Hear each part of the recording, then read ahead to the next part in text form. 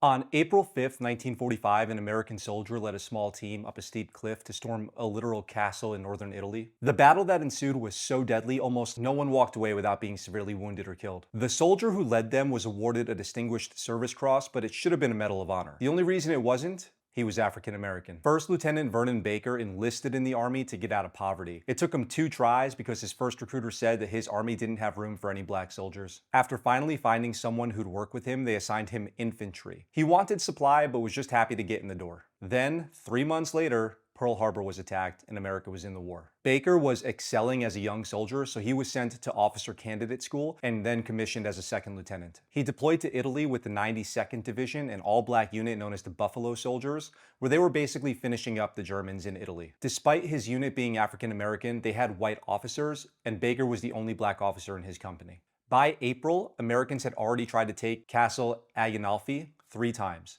Each time they were repelled by the Germans who were using it as a stronghold. It was a good stronghold too, since it was an actual medieval fortress. The 4th time was Baker's turn. He led his men up the steep terrain as dawn broke. Baker spotted German telescopes coming out of the castle, which were lookout positions. He dispatched the Germans in that position with his rifle, which they did not see coming. Then he found a machine gun nest. He stormed in there just as the Germans were starting breakfast. We'll just say he really scrambled their eggs. Then he took out another German who tried to get them with a grenade. He even took out another machine gun position before he finally attracted the attention of the main German force. From that moment on, all hell broke loose. They were taking an unimaginable amount of fire.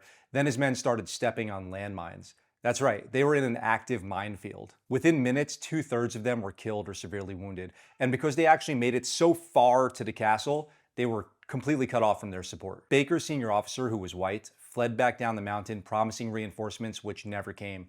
Baker believed he considered the black troops expendable and was just trying to save his own ass. So Baker was leading alone up there, fighting back Germans and trying to medevac his men for the next 12 hours. He was purposely drawing fire at himself so others could be treated and moved. And when he himself finally began back down the cliff, he took out 2 more machine gun positions by himself. At the end of the day, of the 25 Americans who went up there, 6 made it down. But they put a serious hurting on the Germans too. The next day, they asked Baker to lead another attack since he was the one who knew the area best, and despite being completely terrified, he went. When they got back up to the castle, they prepared themselves for an absolute bloodbath. But what they found was Baker's men fought so hard the day before that the remaining Germans retreated, abandoning the castle before the next attack. They just didn't want any more of what Baker was cooking with. And on April 7th, the castle officially belonged to Americans. 52 years later, Baker's award was upgraded to the Medal of Honor, presented to him by President Bill Clinton. He was 77 years old. After the battle, he said, "It was thought that we black soldiers were unable to fight, and I was going to prove them wrong." I'd say